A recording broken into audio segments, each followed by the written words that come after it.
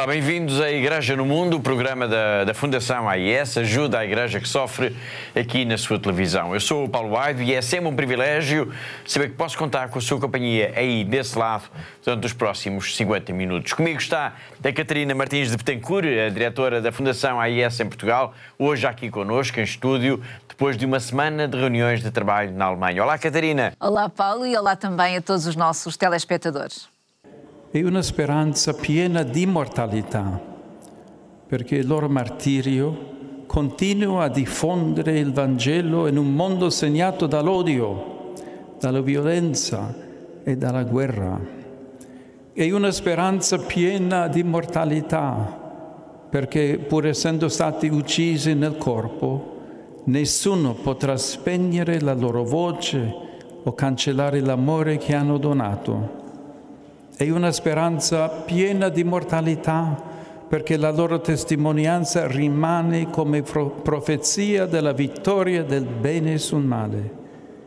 Sì, la loro è una speranza disarmata. Hanno testimoniato la fede senza mai usare le armi della forza e della violenza, ma abbracciando la debole e mite forza del Vangelo.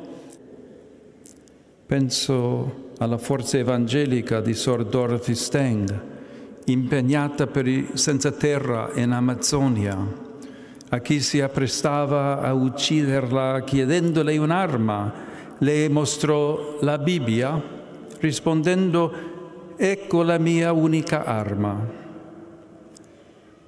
Penso al padre Raghid Ghani, prete caldeo di Mosul in Iraq, che ha rinunciato a combattere per testimoniare come si comporta un vero cristiano.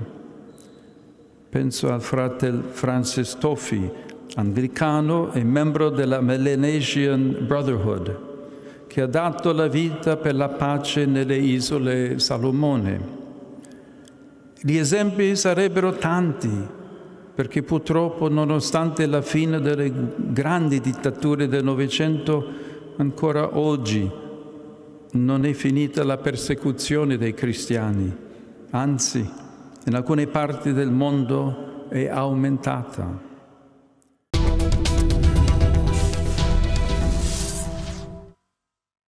Acabámos de escutar o Papa Leão XIV. Ele está a falar na celebração ecuménica de evocação dos 1624 novos mártires e testemunhas da fé que decorreu em Roma no domingo, dia 14. Uma cerimónia marcante, ecuménica, em que se fez memória dos homens e mulheres, dos cristãos que, ao longo deste século XXI, já deram a vida por causa da sua fé.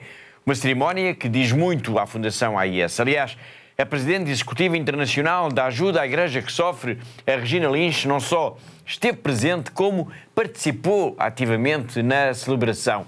Daqui a pouco nós iremos falar disto, mas importa salientar que este número, estes 1624 novos mártires, é um número incompleto, digamos assim, porque é raro o dia, é rara a semana em que não ocorre pelo menos algum ataque, algum ato de violência, por vezes até o massacre de cristãos. E foi isso mesmo que aconteceu agora na República Democrática do Congo. E vamos já também ao número da semana, 64.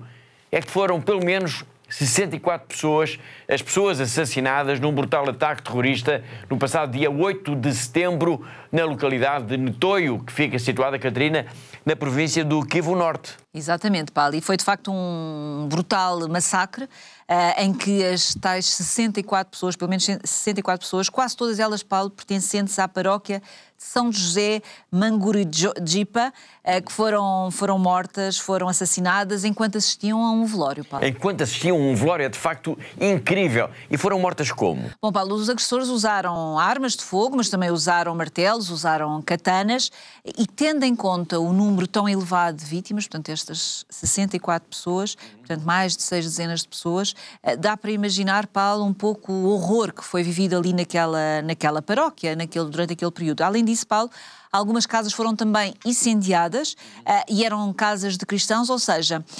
parece-nos que foram escolhidas seletivamente e o que se sugere também desta forma que há efetivamente uma estratégia premeditada de terror, Paulo. Estamos a falar então num massacre, mais um na República Democrática do Congo, em que pelo menos 64 pessoas foram assassinadas no dia 8 de setembro, enquanto assistiam então a um velório. Importa saber, Catarina, quem é que fez tudo isto? Claro que sim, Paulo. Portanto, o ataque foi logo atribuído ao grupo armado ADF, portanto, as Forças Democráticas Aliadas. São um grupo terrorista que teve origem no Uganda.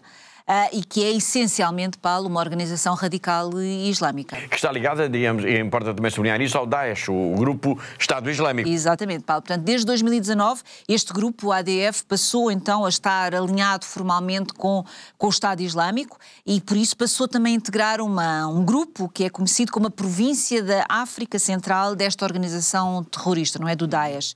Portanto, ao longo destes últimos anos, Paulo, o ADF tem sido responsável por inúmeros ataques que têm acontecido, especialmente no leste do Congo, e são todos eles, Paulo, ataques que são caracterizados de facto por esta violência extrema contra civis e especialmente, em particular, para com os cristãos. Para com os cristãos. Aliás, exatamente. Sinal disto foi mesmo este ataque com que abrimos agora o programa de hoje, que ocorreu então no dia 8 de setembro. Mas antes disso, houve outras atrocidades neste país. Eu recordo, por exemplo, aliás, que estamos a falar, Catarina, na República Democrática do Congo. Exatamente, Paulo. E de facto há outros ataques que podemos aqui, alguns deles que falámos também aqui no nosso programa, exatamente. Não é?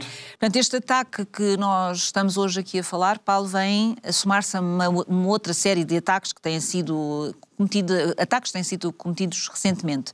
E, portanto, por exemplo, no passado dia 27 de julho, Paulo, por exemplo, pelo menos 40 pessoas, incluindo muitos jovens, foram assassinados durante uma vigília de oração numa igreja de Comanda, em Ituri, de que também falámos na altura aqui no nosso programa. Depois, em fevereiro, Paulo, tivemos um outro ataque com mais de 70 pessoas, 70 corpos que foram encontrados também numa igreja numa igreja protestante em Lubero, e muitos deles estavam amarrados e também decapitados.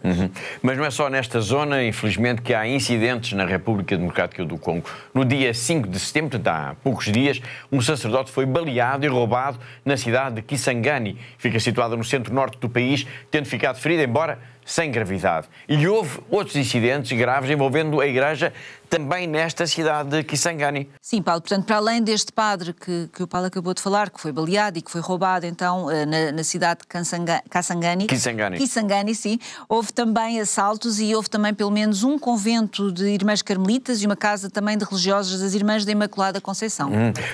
Exatamente. Para o missionário Marcelo Oliveira, um padre comboniano português que está a viver há vários anos na República Democrática do Congo, todos estes casos permitem dizer que se está a viver neste país um ambiente de medo e de terror. Vamos escutar já de seguida a mensagem que este sacerdote enviou para o nosso programa em Lisboa.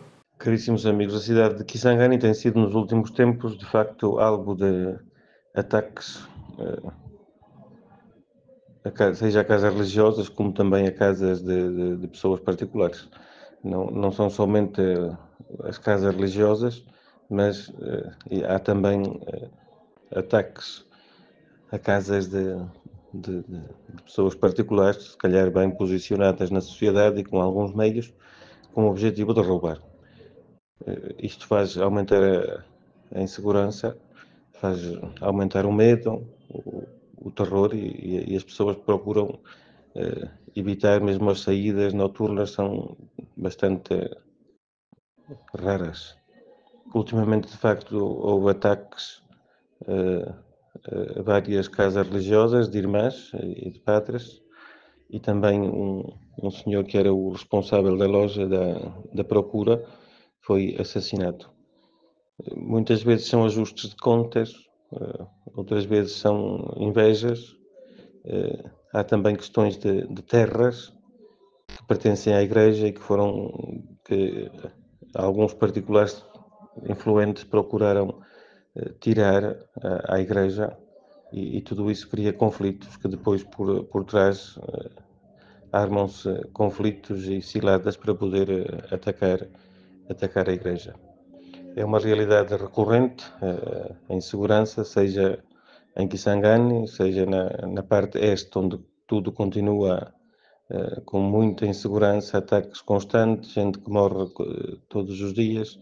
A parte ocupada pelo movimento do M23, onde todos os dias ainda continuam a assassinar pessoas, estando esta zona, sobretudo a parte este, isolada do resto do país, faz com que não haja muitas informações que circulam e a comunidade internacional, como sempre, não é que possa ter acesso a muitas informações, porque, bom, não há meios de comunicação que possam dar notícias, sobretudo tratando-se de uma zona que é ocupada pelos rebeldes, que não permitem a saída de informação sobre esta realidade.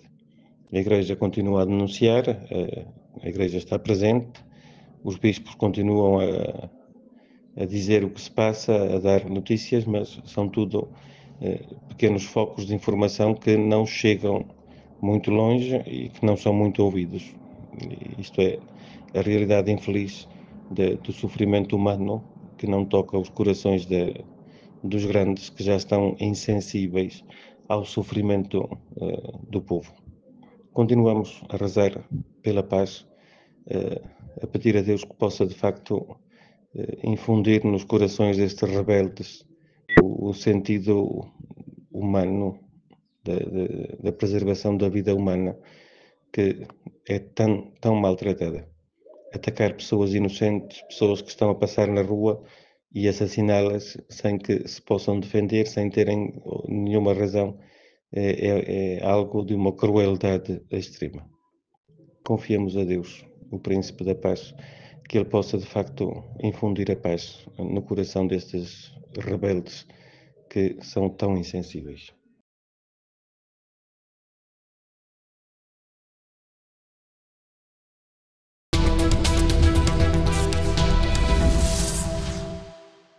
Foi o Padre Oliveira, um missionário comboniano português, está a viver na República Democrática do Congo desde há vários anos, a contar-nos como em Kisangani e em outras regiões deste país africano se vive um clima de medo e de total insegurança. O massacre de pelo menos 64 pessoas que participavam num velório no passado dia 8 na região do Kivu Norte é disso o exemplo. Neste ambiente de medo e de terror, não deve ser fácil, como se imagina, a vida dos cristãos e ganha ainda mais relevo a coragem que é necessária para os jovens assumirem, por exemplo, a sua vocação ao sacerdócio. Jovens como Jean-Claude Fiston, que queria ser médico, mas agora deseja, sim, salvar as pessoas feridas na alma.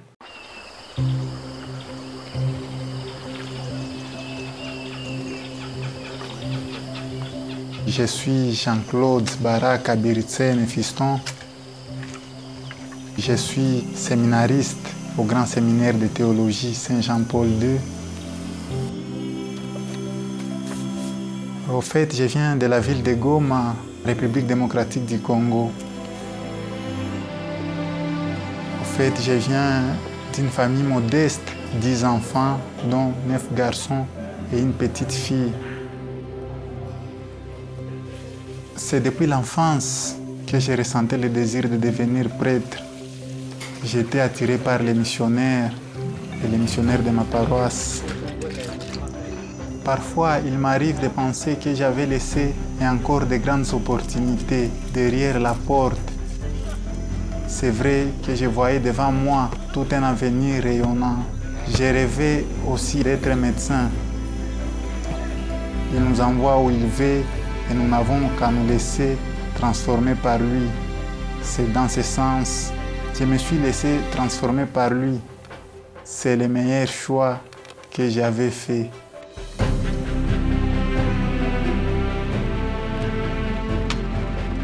Cette région connaît plusieurs troubles qui sont liés à différentes rébellions qui occasionnent des guerres à répétition, de la grande pauvreté que connaît les milliers.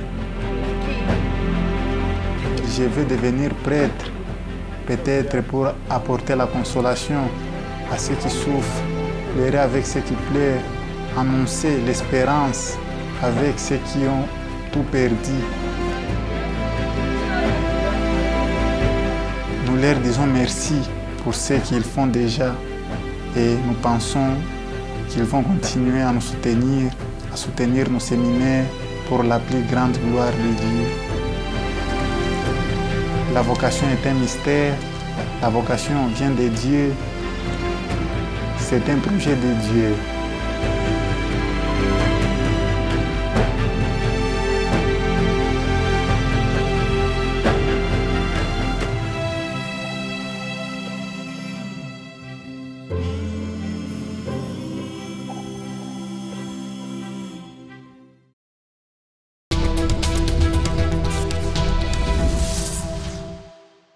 Foi Jean-Claude Fiston, um jovem seminarista que é apoiado pela Fundação AIS e que tem o sonho de ajudar a curar as feridas da alma do seu povo que vive tão atormentado pelo medo e pela violência. A situação que se vive na República Democrática do Congo é um exemplo da tragédia do terrorismo que está a afetar cada vez mais países de África e leva-nos já para o tema principal do programa de hoje, a evocação dos novos mártires e testemunhas da fé, cerimónia que decorreu na Basílica de São Paulo Extramuros, em Roma, no domingo, dia 14. Uma cerimónia que ficou marcada pelas palavras do Papa, que reconheceu que a violência contra os cristãos no mundo, Catarina, até tem vindo a aumentar. É verdade, Paulo. De facto, o Papa Leão XIV reconheceu, portanto, nesta cerimónia, que atualmente, portanto, em pleno século XXI, os cristãos continuam a ser perseguidos e que, em algumas regiões do globo, até essa violência tem aumentado. Tem aumentado. Nós falámos,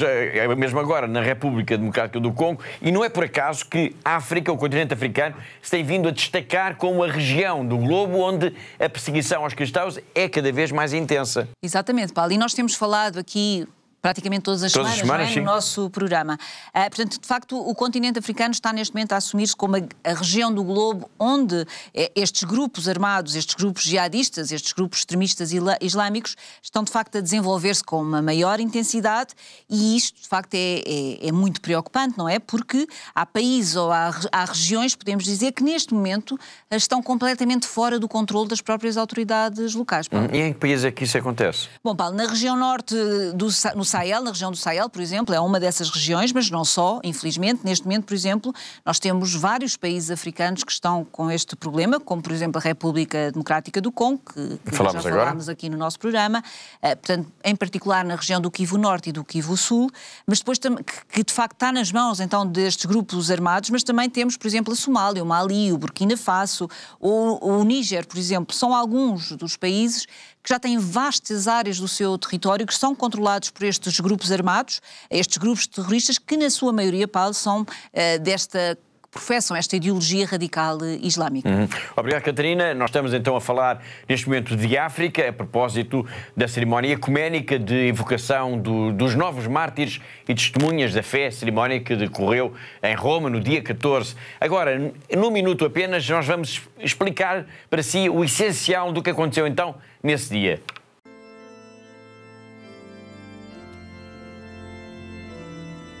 No passado domingo, dia 14, festa de exaltação da Santa Cruz, o Papa Leão XIV presidiu na Basílica de São Paulo Extramuros, em Roma, a uma celebração ecuménica em memória dos novos mártires do século XXI. Na ocasião, foi apresentada uma lista com mais de 1.600 pessoas assassinadas por causa da sua fé ao longo dos últimos 25 anos, tendo o Santo Padre denunciado que a perseguição aos cristãos continua ativa nos tempos atuais, apesar do fim das grandes ditaduras que marcaram o século passado. A lista, compilada a pedido do Papa Francisco por funcionários do Vaticano em colaboração com representantes de outras igrejas, contém os nomes de todos os cristãos que foram assassinados por defender a fé, não apenas os católicos. A Fundação Pontifícia Ajuda à Igreja que Sofre apoiou esta iniciativa como parte do seu carisma.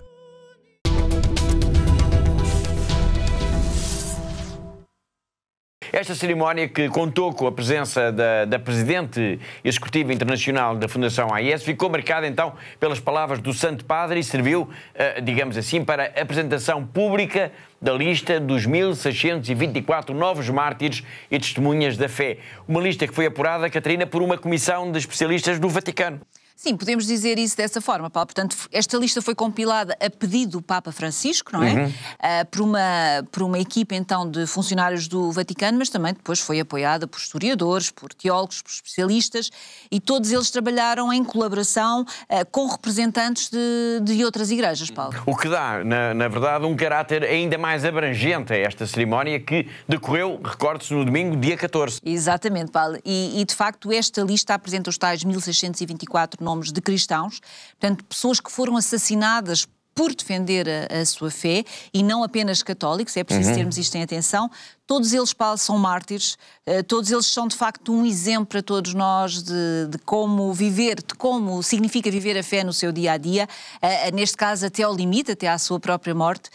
E já agora, Paulo, também é importante nós também sublinharmos aqui aos nossos telespectadores que a Fundação AIS apoiou este trabalho, esta iniciativa, portanto este trabalho de pesquisa de todos estes nomes destes mártires, porque faz também parte do nosso carisma, da nossa missão enquanto Fundação AIS. Exatamente, é isso mesmo, muito bem. Aliás, a própria cerimónia que foi presidida pelo Papa Leão XIV contou com a presença de representantes também de outras igrejas. Exatamente, teve representantes das igrejas ortodoxas, das antigas igrejas orientais, das comunidades cristãs e também de várias organizações ecuménicas.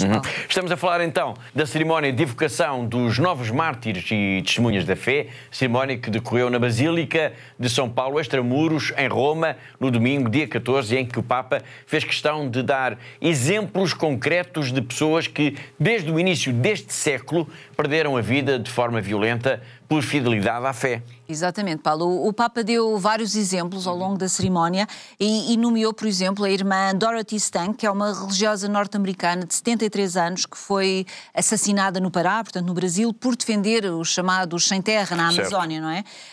E entre outros ele também lembrou, por exemplo, o caso do padre Ragid Ghani, que é um sacerdote iraquiano que foi depois assassinado então em Mossul, pouco antes do país ser ocupado também pelos jihadistas do Estado Islâmico.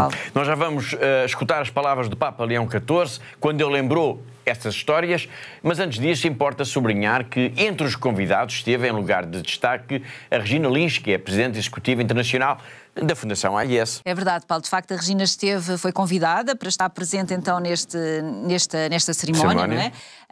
E que fez parte também, foi uma parte integrante desta cerimónia, uma vez também leu uma das orações dos fiéis. Portanto, a sua presença, que nos enche de orgulho, como é óbvio, Paulo, mostra também, de alguma forma, como o trabalho, como esta missão da Fundação AIS também é reconhecida pela Igreja quando se trata destas questões, quando falamos da perseguição aos cristãos, quando falamos do apoio às comunidades cristãs que vivem então em extrema pobreza ou que vivem em países em que têm que lutar pela sua liberdade religiosa. E, portanto, nós somos ouvidos também nestes temas e para nós, claro, que foi um motivo de honra. Claro. Exatamente. Obrigado, Catarina. A Regina Lins, a Presidente então, Executiva Internacional da Fundação AIS, esteve presente nesta cerimónia que se realizou, recordo-se uma vez mais, na Basílica de São Paulo, Extramuros, em Roma. Momentos antes do início da cerimónia, ela gravou uma pequena mensagem para o nosso programa em que fala precisamente disto, do orgulho da instituição, da nossa instituição, nesta missão tão especial. Hello, my name is Regina Lynch. I'm the Executive President of Aid to the Church in Need, and I've been invited by the Vatican this afternoon to attend the commemoration of modern martyrs here at the Basilica of St. Paul outside the walls. You know, some people may think that Christian martyrs, they are people from the first century. But today there are as many people, even more people, dying for their faith, as witnesses of faith. The Vatican has drawn up a list of almost 1,700 people, and it's probably not complete yet, because every day people are ready to pay the ultimate price in order to defend the teachings of our faith, what Christ has taught us, to love one another. At ACN we're very proud to support and to recognise these martyrs, and to be close to those people today who suffer discrimination or persecution and give up their lives in order to defend their faith. So please keep them all in their prayers. Thank you very much.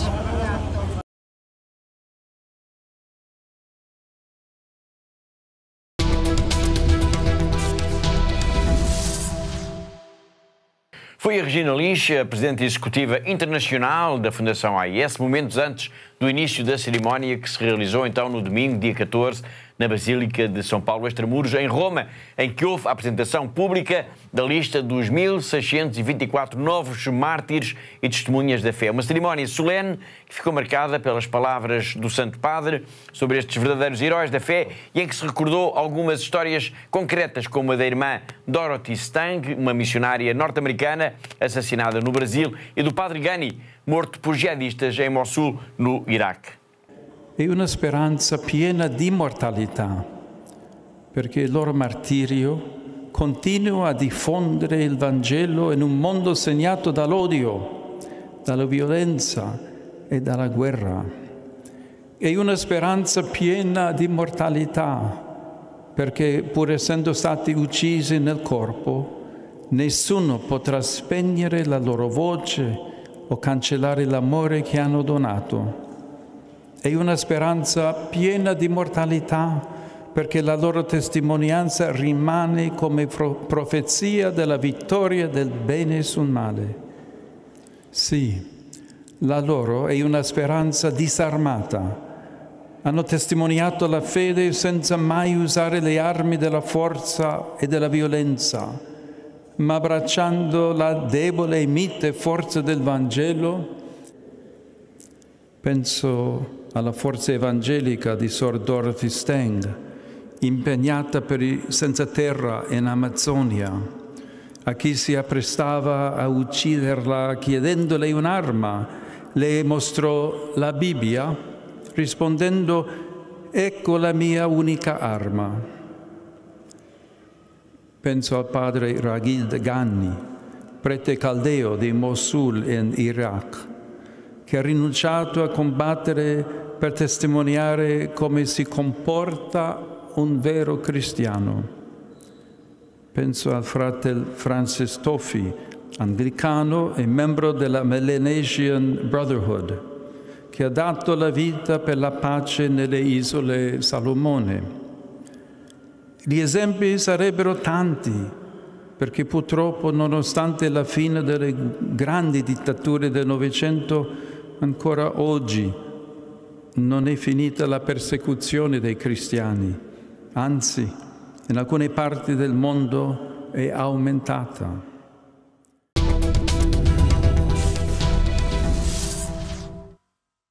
Falámos desta cerimónia sobre os novos mártires que se celebrou em Roma no passado domingo, dia 14, e temos de lembrar que é já dia 21 de outubro, daqui a menos de 4 semanas, que a Fundação AIS vai lançar precisamente mais um relatório sobre a liberdade religiosa no mundo. É verdade, Paulo, e de facto, depois de tudo o que tivemos a ouvir hoje aqui no nosso programa, pela boca do próprio Papa Leão XIV, percebemos como é importante de facto o trabalho da Fundação AIS, este trabalho que fazemos regularmente do levantamento sobre a situação no mundo, no que diz respeito a esta questão da liberdade religiosa e também à perseguição dos cristãos, claro. É isso mesmo, nós vamos falar disto obviamente a partir de agora em todos os nossos programas, mas ponha já na sua agenda, é dia 21 de outubro, que a Fundação AIS vai lançar então aqui em Portugal e também a nível internacional mais um relatório sobre a liberdade religiosa no mundo, algo que a Fundação AIS faz desde há 25 anos.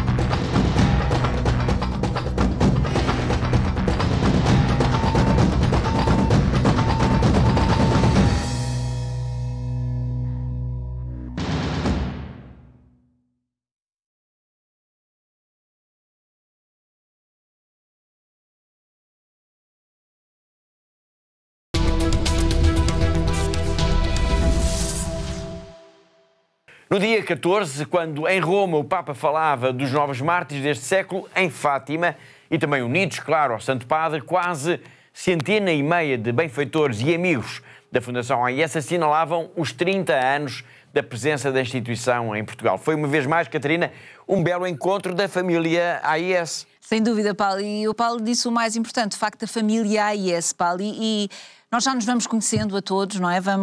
Somos de facto uma verdadeira família e de ano para ano vamos nos conhecendo melhor, vamos partilhando, vamos aprofundando a nossa amizade, o conhecimento das nossas dificuldades, das nossas alegrias do dia-a-dia e, portanto, vamos criando estes laços que nos vão aproximando cada vez mais dos nossos benfeitores, dos nossos amigos, e isso é muito importante, Paulo, numa instituição como a nossa. Sem dúvida. A peregrinação anual dos benfeitores e amigos da Fundação AIS a Fátima teve como momento alto no Domus Carmeli a renovação da consagração da obra a Nossa Senhora. Sim, sem dúvida. Foi de facto o momento mais importante deste dia de encontro, em que, juntamente com o nosso assistente eclesiástico, portanto, repetimos exatamente as mesmas palavras, Paulo, que foram proferidas em Fátima, no Altar do Mundo, portanto, em setembro de 1967, pelo nosso fundador, o padre Berend van Straten. Portanto, desde então, Paulo, a AIS está consagrada, portanto, a nossa obra, a nossa missão está consagrada à Nossa Senhora de Fátima, e é de facto sempre um momento muito importante e muito emotivo também, quando renovamos anualmente esta consagração do nosso trabalho à Nossa Senhora. Portanto, e este ano teve um valor ainda mais significativo, teve um impacto ainda mais significativo neste sentido. Como o Paulo disse, este ano nós assinalamos então os 30 anos da presença da Fundação AIS aqui em Portugal, e isso foi extraordinário. Além da missa e do almoço conjunto com todos os benfeitores e amigos da AIS que foram a Fátima, a peregrinação ficou marcada também pela atuação do bem conhecido padre José Luís Borga. Nós já o vamos escutar, mas antes disso importa lembrar, isto em traços gerais, e para quem ainda não conhece, o que é, Catarina, a Fundação AIS. Bom, Paulo, entrasse assim muito gerais para quem nos está a ver lá em casa, e poderemos ter novos telespectadores. Portanto, sabemos que a missão da Fundação AIS é uma fundação pontifícia, isto é, que depende diretamente do Santo Padre, e que está assente em 3 pilares, que é a informação, a oração e a partilha. Portanto, são estes os nossos pilares, e são estes 3 pilares, Paulo, que nos permitem então concretizar diariamente uma verdadeira aventura de amor, como nós costumamos dizer, não é? Que junto dos sacerdotes, das religiosas que estão junto das pessoas, das comunidades, tantas vezes de mãos completamente vazias, mas que efetivamente continuam a levar a presença de Deus a todas estas comunidades, aos locais mais improváveis que nós possamos pensar, junto às comunidades cristãs que são perseguidas, que são discriminadas, que são desprezadas e que são muitas vezes também as mais pobres, Paulo. E por isso, anualmente, e para finalizar, nós apoiamos anualmente mais de 5.000 projetos, projetos pastorais, não é? E de ajuda também de emergência, em mais de 135 países, isto através de 24 secretariados que existem em todo o mundo, um deles, claro, aqui em Portugal, Paulo. Excelente, Catarina, obrigado. Nunca é demais, de facto, falar da Fundação AIS, que, como tantas vezes também nós temos dito aqui no nosso programa, tem como missão secar as lágrimas de Deus na terra, secar as lágrimas de Deus nos cristãos perseguidos, nas vítimas do terrorismo, das guerras, da violência, nos que sofrem pela pobreza extrema, nos que imploram pão para os seus filhos, nos que nos pedem ajuda, nos que gritam por socorro porque não têm mais ninguém. Esta é a Fundação AIS, a ajuda à Igreja que sofre. A esperança é a luz que ilumina o caminho da Igreja e de cada cristão, a virtude daqueles que, perante as dificuldades, confiam na promessa de Deus e perseveram. Esta realidade faz eco no íntimo dos cristãos de todo o mundo que enfrentam a pobreza, a perseguição e os desafios crescentes. Para que a esperança dos nossos irmãos e irmãs em Cristo não seja posta em causa, somos chamados a ampliar a nossa ajuda. A ajuda à Igreja que sofre, ou AIS, é uma fundação pontifícia com a missão específica de construir pontes de amor e de apoio. Com 24 secretariados nacionais e cerca de 5.000 projetos por ano em mais de 130 países, trabalhamos incansavelmente para responder a necessidades urgentes e manifestar solidariedade para com aqueles que sofrem. A combinação de catástrofes inesperadas e conflitos armados em curso no Médio Oriente conduziu a uma crise humanitária devastadora. A AIS está presente, proporcionando ajuda essencial e esperança àqueles que lutam para manter a sua fé no meio do caos. A nossa ajuda inclui proporcionar abrigo, alimentos, medicamentos e apoio espiritual. Seguir o apelo de Cristo para amar o nosso próximo nos momentos de maior necessidade. Reconstruímos igrejas não apenas como edifícios, mas como templos espirituais onde as comunidades se podem reunir para rezar, celebrar e fortalecer a sua fé. Estes lugares sagrados são cruciais para manter vivo o espírito cristão. Apoiamos as religiosas contemplativas cujas orações são fonte de amor divino e nas áreas mais isoladas as religiosas ativas dão assistência espiritual e material aos carenciados. Também ajudamos os sacerdotes que, apesar de viverem na pobreza, mantêm a fé viva nas suas comunidades.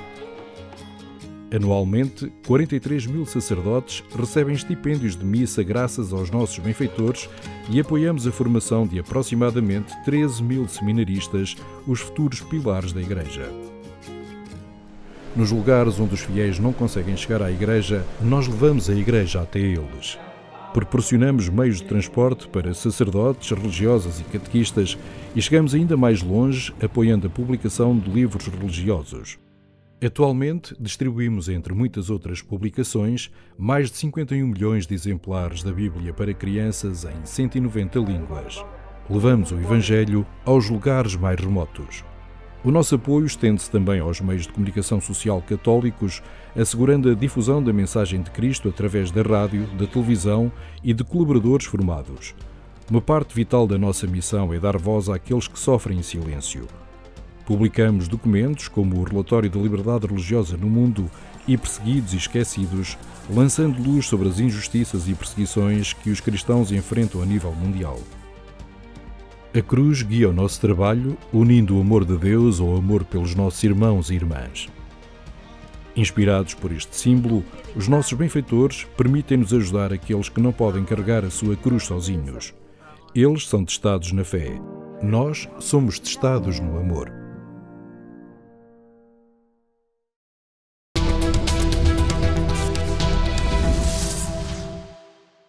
Há pouco referi que a peregrinação da Fundação AIS a Fátima teve como um dos momentos mais importantes o espetáculo do padre José Luís Borga.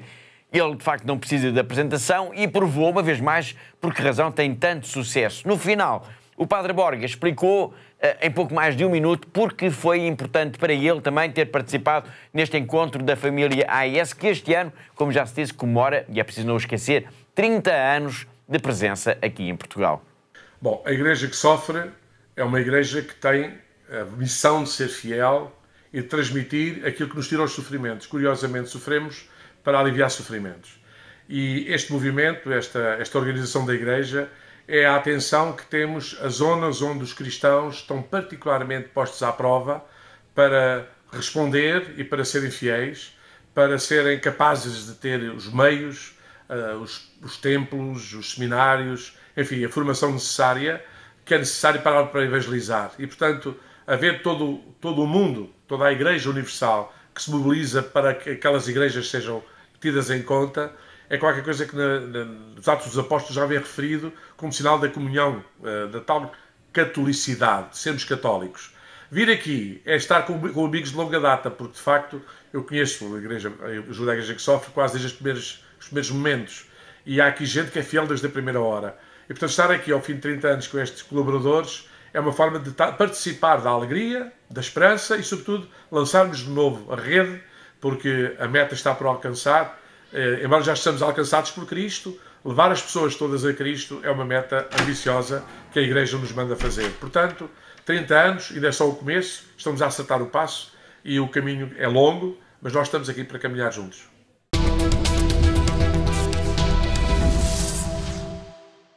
E agora, depois destas palavras tão simpáticas do padre José Luís Borga, vamos dar um salto no globo, vamos até Macau, vamos ao encontro do jornalista José Miguel Encarnação, que é o nosso correspondente nesta diocese na China.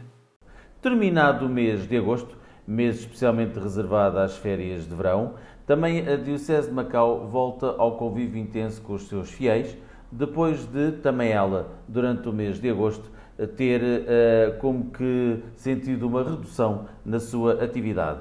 Obviamente que foram mantidas as missas diárias e as missas dominicais, mas toda a outra atividade, especialmente dedicada aos fiéis, esteve como que também a banhos. Assim sendo, em setembro, dá-se como que também aqui em Macau uma reentrée no que à fé mais ativa diz respeito, com a Igreja Católica em Macau a começar já sábado, 6 de setembro, a ter a celebração da Natividade de Nossa Senhora, uma devoção que, aliás, é muito querida aqui das gentes de Macau e até tem o pormenor de dar nome à Sé Catedral de Macau, ela que é conhecida como a Igreja da Natividade de Nossa Senhora. O bispo Dom Stephen Lee celebrou missa na Igreja de São Domingos, uma vez que a Sé Catedral encontra-se em obras, uma missa que esteve repleta de fiéis que voltaram a unir-se e a juntar-se e a conviver, depois de muitos deles, principalmente da comunidade portuguesa, a ter deixado o território para passar as férias com os seus entes queridos em Portugal ou noutras zonas do globo. Foi uma festa como já não se via há umas semanas. Depois da missa houve um jantar de confraternização numa unidade hoteleira aqui do território de Macau, sendo que o bispo, não só na homilia da missa que celebrou, ou a que presidiu, como também durante o jantar convívio, pediu aos fiéis que agora, até ao Natal, se empenhem profundamente, uma vez que começa então esta última fase do ano de preparação para o nascimento do Salvador.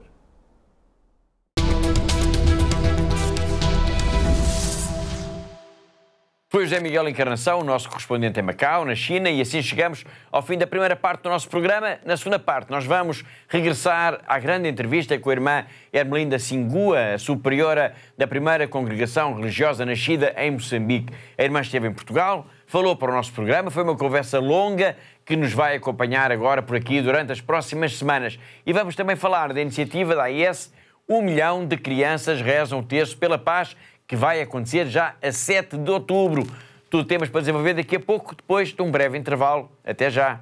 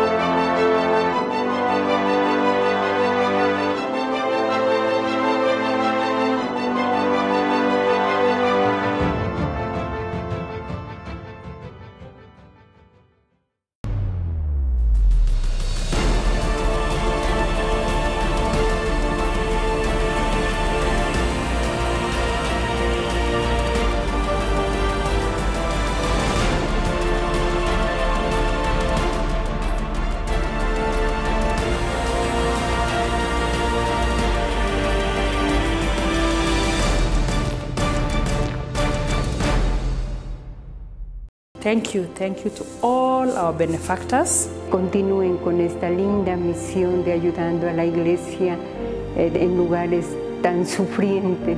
Щиро дякую всім вам, що ви є на хресній дорозі, допомагаєте нам нести наш хрест. We are trying to be Jesus.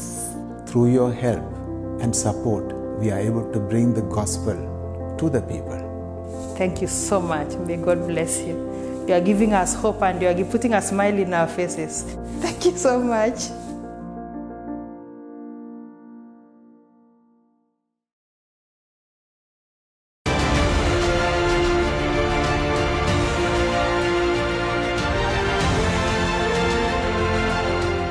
Nous leur disons merci pour ce qu'ils font déjà et nous pensons qu'ils vont continuer à nous soutenir, à soutenir nos séminaires pour la plus grande gloire de Dieu.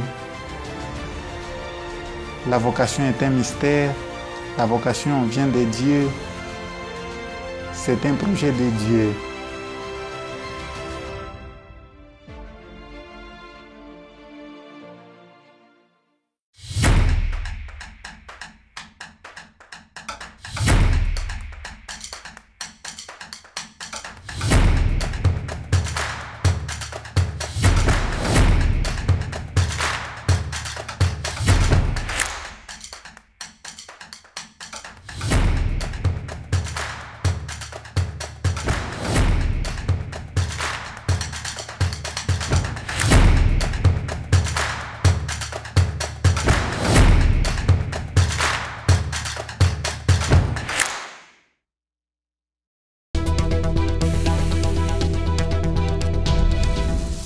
E vamos retomar a grande entrevista com a irmã Ermelinda Singua, que é a superiora da primeira congregação religiosa nascida em Moçambique.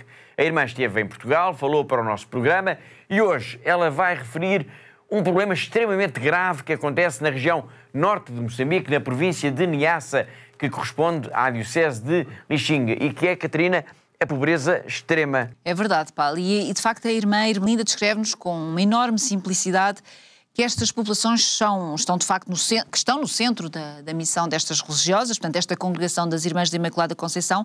Ela diz-nos que, de facto, estas populações passam por tempos muito duros e que podemos até falar de fome, Paulo. De fome. A irmã chega a dar alguns exemplos do que é, digamos assim, o desespero destas pessoas que muitas vezes não têm mesmo nada para comer. Sim, Paulo, e ela dá-nos o exemplo, por exemplo, de pessoas que recolhem e tentam cozinhar capim, ou seja, erva do mato, não é? Portanto, ervas selvagens, pois não têm mais nada para comer. Portanto, estamos a falar de uma população que tem que recolher ervas do mato para comer. Mas porquê é que estas populações chegaram a este ponto desta pobreza extrema? Bom, Paulo, há várias razões, mas uma delas é também o abandono desta região. Portanto, o poder central parece, de alguma forma, ignorar, então, as preocupações desta população, destas pessoas que vivem nestas áreas e que estão praticamente votadas ao ostracismo. Portanto, a província de Niassa, onde se situa, então, esta diocese de Lixinga, ocupa a par de Cabo Delgado, portanto, na zona norte de Moçambique. E, portanto, em ambas estas regiões, Paulo, tanto de Niassa como de Cabo Delgado, vemos que há, de facto, um abandono o abandono das populações, claro, por parte do poder central e que estas pessoas vivem cada vez mais uma maior pobreza e praticam, neste momento, uma agricultura muito, muito rudimentar e, portanto, o que falamos numa tragédia, não é? Numa tragédia que vivem milhares e milhares de pessoas nestas regiões, Paulo. Obrigado, Catarina. Vamos então já escutar a irmã Ermelinda Singua, que nos vai então fazer o retrato desta pobreza extrema que se vive em Lixinga, no norte de Moçambique, que é também a terra de missão desta congregação religiosa, as Irmãs da Imaculada Conceição, que é, recordo também, a primeira congregação nascida neste país africano de língua portuguesa. Lixinga é uma das províncias, isso está conotado, é uma das províncias esquecidas, né, de Moçambique. E pronto, a situação é totalmente diferente das outras províncias. Os recursos, como é que posso dizer? A falta de tudo, a falta dos recursos para a sobrevivência da camada mais vulnerável das pessoas. Então, eu penso que, se não estou em erro, há famílias, mesmo a minha congregação, às vezes eu tenho comunidades que têm uma refeição por dia, porque não conseguem.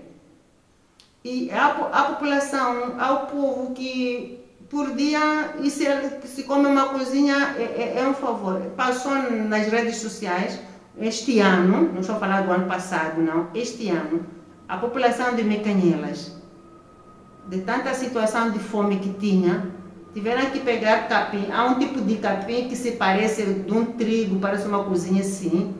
Tiveram que recolher aquilo, esmagá-lo, depois pôr a moer na pedra para fazer alguma coisa para comer. Quer dizer, isso é o extremo. Isso é o extremo da pobreza. Sim, ir buscar tubérculos no mato, cavar com perigo de se envenenarem. E algumas pessoas morrem mesmo. Porque passam tanto tempo sem, uma semana, 2 semanas sem comer. As crianças, a mãe vê que as crianças vão morrer e vai procurar disso.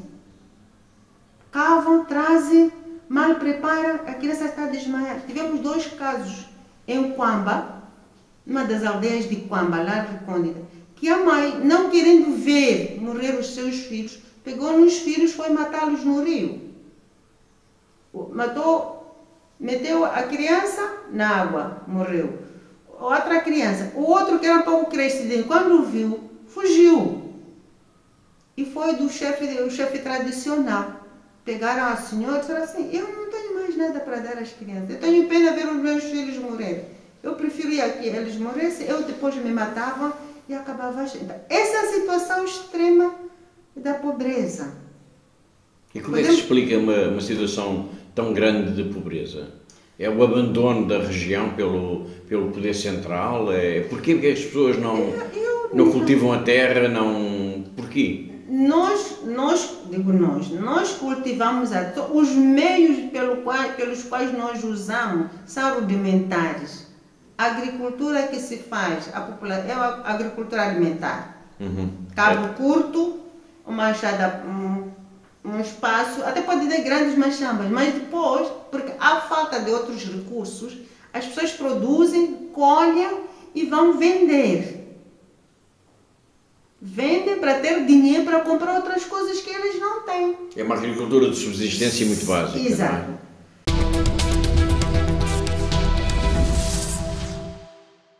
Foi a irmã Ermelinda Singu, a superiora das Irmãs da Imaculada Conceição, a primeira congregação religiosa a nascer em Moçambique, numa grande entrevista ao nosso programa, que vamos retomar na próxima semana.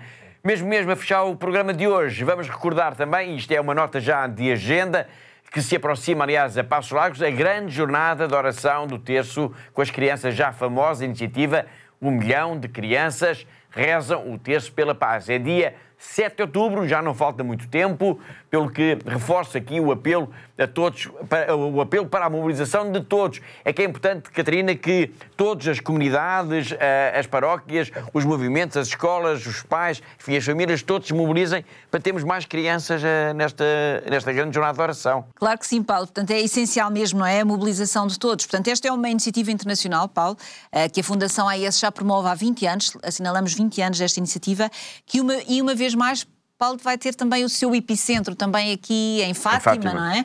Na Capelinha das Aparições, portanto no Santuário de Fátima, onde as crianças irão, de facto, rezar o terço, cumprindo também o desejo, o pedido expresso por Nossa Senhora em 1917 aos 3 pastorinhos. Portanto, de ano para ano, o número de participantes tem vindo a aumentar e isso é muito, muito bom, e nós gostaríamos que este ano voltasse a aumentar o número de participações. E por isso, para isso acontecer, Paulo, e como o Paulo disse, nós de facto precisamos de todas as pessoas. É preciso uma mobilização geral da comunidade portuguesa, do povo português. E por isso deixo aqui um apelo pessoal a todos os que nos estão a ver neste momento, para que os catequistas, pelos sacerdotes, os religiosos, as religiosas, professores, enfim, todos aqueles que estão em conjunto, estão a trabalhar diretamente com crianças, possam também ajudar-nos a levar esta iniciativa a mais pessoas e para que haja de facto muitas e muitas crianças a rezarem o terço pela paz neste dia, Paulo. A rezar o terço pela paz, e o mundo bem que precisa disso, de paz. Fica aqui então o desafio, precisamos da ajuda de todos.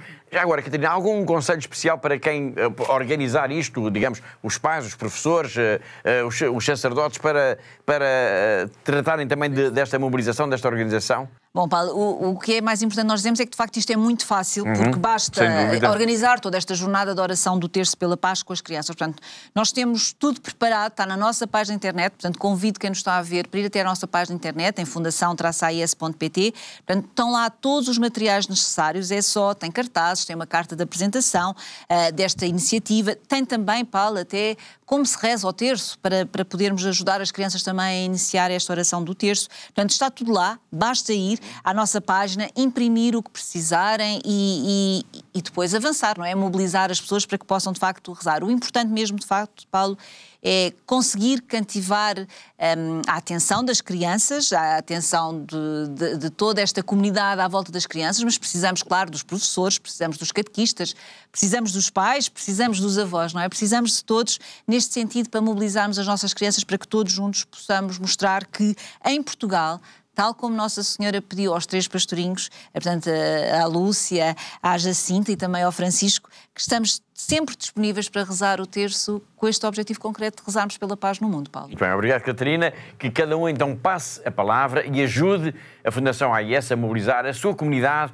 para voltar a acontecer um grande momento de oração do terço pela paz com as crianças. É já dia 7 de outubro e mobilizar é mesmo a palavra de ordem que Joaquim Dias mais vezes nos vai dizer já de seguida. Joaquim Dias, que trabalha no acolhimento aos peregrinos em Fátima e que é um bom amigo da Fundação AIS e que desde há vários anos nos tem ajudado a organizar no santuário esta jornada de oração do terço com as crianças. Repito, é já dia 7 de outubro, ponham isso na vossa agenda.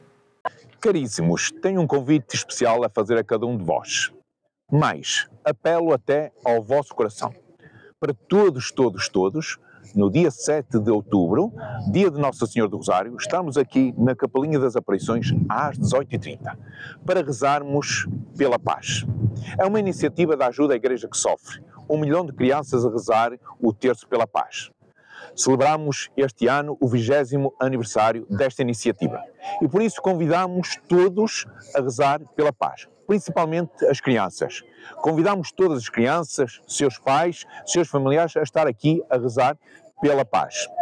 Terá um grupo de crianças desta diocese a rezar e a meditar esta oração pela paz. O saudoso Papa Francisco dizia que estávamos a viver uma terceira guerra mundial em episódios. Mas o Papa João Paulo II, o Santo João Paulo II, na sua carta ao Rosário, nos fazia lembrar que o Rosário nos leva a fixar o nosso olhar em Cristo e assim também nos faz construtores de paz. Por isso este convite a sermos todos construtores de paz. Não só as crianças, mas também nós, adultos, pais e familiares. Por isso este convite da ajuda à Igreja que Sofre, que vos faz para estarmos todos juntos no dia 7 de outubro, pelas 18h30, aqui na Capelinha das Aparições, para rezarmos pela paz. Neste mundo tão conturbado, neste mundo que vive tantas guerras, que a oração das crianças chega ao coração de Deus. E Deus derrame a sua mão de paz sobre todas as nações, principalmente sobre os seus governantes. Daqui fica o meu convite e o convite da ajuda à Igreja que Sofre para estarmos juntos, dia 7 de outubro, às 18h30, na Capelinha das Aparições, para rezarmos o terço pela paz. Contamos consigo.